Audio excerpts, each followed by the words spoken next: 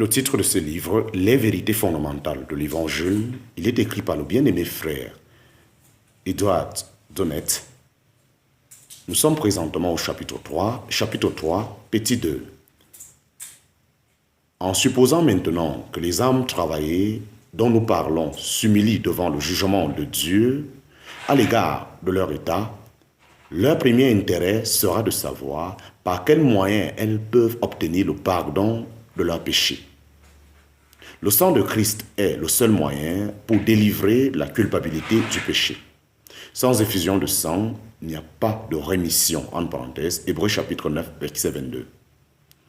Ici est montrée la nécessité de la mort de Christ, la nécessité de fait pour toute l'œuvre, la rédemption. C'est pourquoi il est de toute importance que cette vérité soit bien comprise.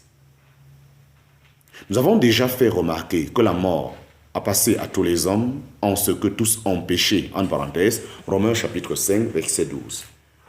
Adam a encouru le premier cette sentence à cause de sa désobéissance à Dieu.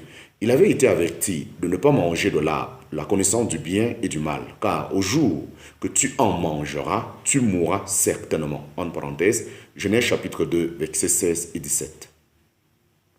Adam méprisa le commandement divin et tomba sous la terrible sentence de mort, pénalité que Dieu avait attachée à la désobéissance. Ainsi, par un seul homme, le péché est entré dans le monde, et par le péché la mort, et ainsi la mort a passé à tous les hommes, en ce que tous ont péché. En parenthèse, Romains chapitre 5, verset 12. Il n'y a donc pas de différence. Tous, pareillement, sont pécheurs. Et c'est pourquoi chaque enfant de la race d'Adam est assujetti à la pénalité du péché, c'est-à-dire à la mort. Oui, la mort règne déjà, en parenthèse, voyez Romains chapitre 5, 12 à 21, sur toute la famille humaine. Chaque individu, en parenthèse, excepté ceux qui croient au Seigneur Jésus-Christ, étant sous la juste sentence de mort à cause du péché, mais Dieu constate son amour à lui envers nous, en ce que lorsque nous étions encore pécheurs, Christ est mort pour nous. En parenthèse, Romains chapitre 5, verset 8. Il a tant aimé le monde qu'il a donné son Fils unique afin que quiconque croit en lui ne périsse pas, mais qu'il ait la vie éternelle. En parenthèse, Jean chapitre 3, verset 16. Étant riche en miséricorde, il a envoyé son propre Fils pour mourir le juste pour les injustes, afin qu'il nous amena à Dieu, en parenthèse, 1 Pierre chapitre 3, verset 18. Et comme lorsqu'Abraham était sur le point de sacrifier son fils, Dieu fournit un agneau pour être offert à sa place, en sorte qu'Isaac put être délivré et subsister, en parenthèse, Genèse chapitre 22, Genèse chapitre 22. De même aussi, Dieu a donné un agneau pour être sacrifié en lieu et place du pécheur. L'agneau de Dieu qui ôte le péché du monde, en parenthèse, Jean chapitre 1, verset 29. C'est là le secret, la mort de Christ.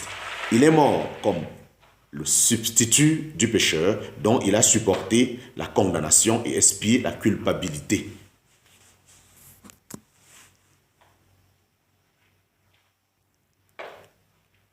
La merveilleuse efficacité du sang de Christ en présence du besoin des pécheurs ressort du caractère de sa personne et de la nature de sa mort. Son sang est le symbole de sa mort, du sacrifice de sa vie, car la vie est dans le sang, en parenthèse, voyez Lévitique chapitre 17, versets 10 à 14. En sorte que son sang purifie du péché à cause de la valeur de sa mort aux yeux de Dieu à la place et en faveur du pécheur. Dieu a daigné nous enseigner ceci par des types et figures en même temps que par un enseignement direct. Chapitre 3, petit 1, la Pâque. Chapitre 3, petit 1, la Pâque. Considérons les Israélites au pays d'Égypte dans la nuit de la Pâque. Dieu était sur le point d'exécuter le jugement contre le pays d'Égypte, mais du moment que la justice avait son cours, Israël se trouvait sous le coup du jugement, autant que les Égyptiens. Comment alors épargner les premiers pendant que les derniers seraient frappés? Je passerai par le pays d'Égypte cette nuit-là et je frapperai tout premier-né dans le pays d'Égypte, depuis l'homme jusqu'aux bêtes, et j'exercerai des jugements sur tous les dieux de l'Égypte. Je suis l'Éternel. Et le sang vous sera pour signe sur les maisons où vous serrez. Et je verrai le sang, et je passerai par-dessus vous, et il n'y aura point de plaie à destruction au milieu de vous, quand je frapperai le pays d'Égypte. En parenthèse, Exode chapitre 12, versets 12, 13, aussi le verset 21 à 23 de Exode chapitre 12. La seule différence, cette nuit-là, en parenthèse, remarquez-le bien, entre Israël et l'Égypte était le sang.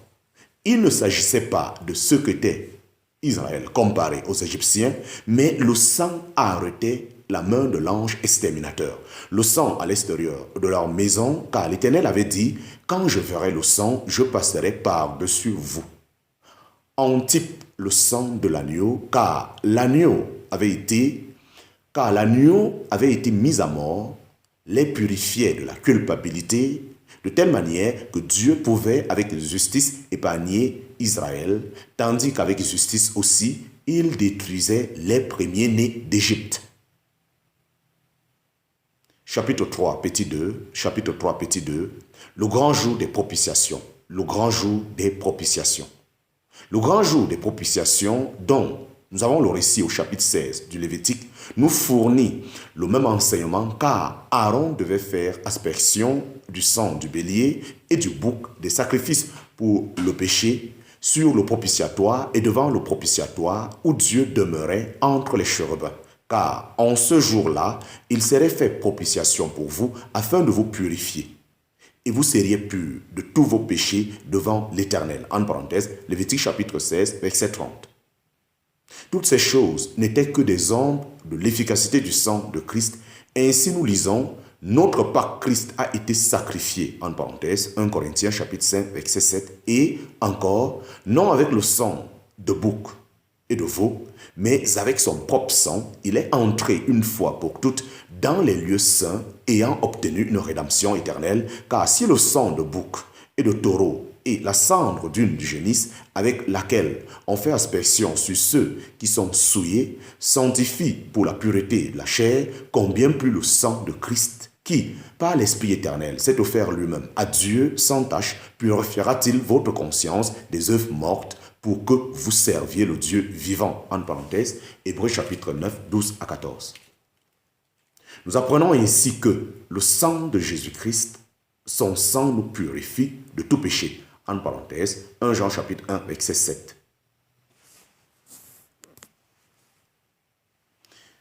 Chapitre 3, petit 3. Chapitre 3, petit 3. Ce que dit l'Écriture sur le sang de Christ. Nous pouvons donc maintenant faire ressortir distinctement ce que l'Écriture enseigne du sang de Christ en rapport avec le péché.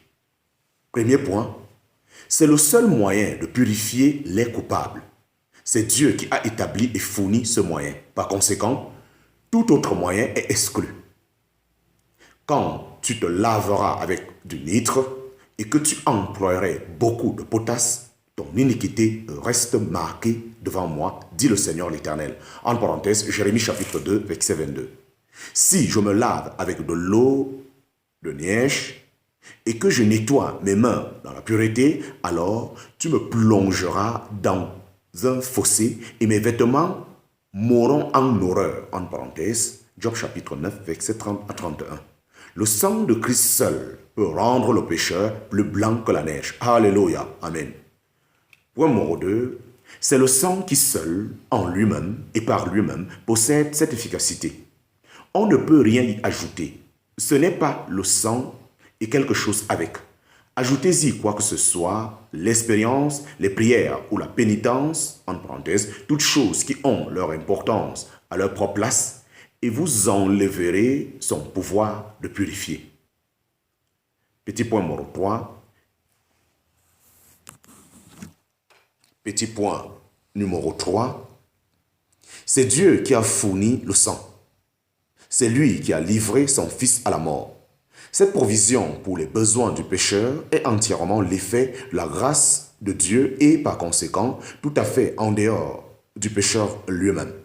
Dieu, dans sa miséricorde infinie, et parce qu'il aimait le monde, s'est pourvu d'un agneau pour le sacrifice, et maintenant le précieux sang de l'agneau est au profit de tous ceux qui croient, en parenthèse, Jean chapitre 3, verset 16. Il n'y a aucune limite.